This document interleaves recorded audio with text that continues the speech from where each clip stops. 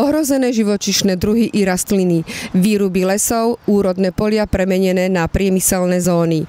A zeleň v mestách nielenže starne, ale ustupuje aj parkovacím miestam, budovám. A k tomu odpad, ktorý ľudstvo produkuje naozaj v nedoziernom množstve. Len na Slovensku ročne vyprodukujeme približne vyše 15 miliónov tón odpadkov.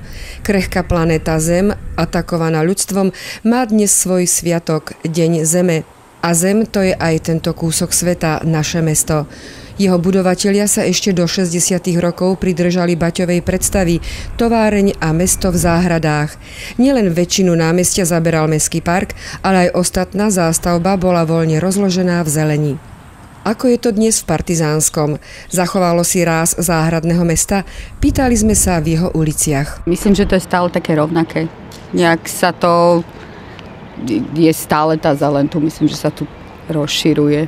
Hýbajte tam pri výšku a takto rovno až pri ihrisko a jednu stranu teraz hroba.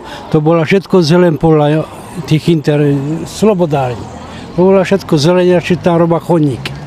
Ale je krajšie to mesto, je teda aj zelenšie. No niekde sú také miesta, že s tým autama to poškodia, ale je to pekné. Stále je to mesto zelenie podľa vás, keď to porovnáte s predošlými rokmi? No tak je viacej zelenie, je viacej, ako bolo voľakedy. No málo je určite v meste. Všade sa len vyrubujú stromy a nič nové sa nesadí. Môj názor. Všade možno, kde chodíme, kedy si ako malé dieťa sme sa mali aj kde poskovávať a čo nič, vyrubujú. A nič nové nesadia, aspoň teda nevidím. Neviem o tom. Ako je to teda so zeleňou v meste? Pokiaľ ide o zelenie v meste Partizánske, tak chcem povedať, že za uplynulé 2 roky a 3 mesiace bolo vyrúbaných 470 stromov a nových 490 bolo zasadených, rovnako ako bolo zasadených 220 kríkov. Stromy boli odstraňované iba tie, ktoré ohrozovali zdravie, alebo boli do takej miery poškodené, že mohli ohroziť bezpečnosť ľudí, ktorí sa v jej blízkosti pohybovali, alebo ohrozovali bezpečnosť, pokiaľ ide o ochranu majetku.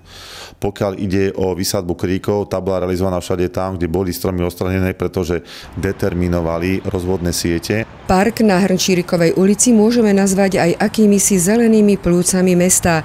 Naši predkovia vedeli, prečo túto veľkú zelenú plochu situovali práve do centra a oddelili mesto od hlavnej cesty, fabriky.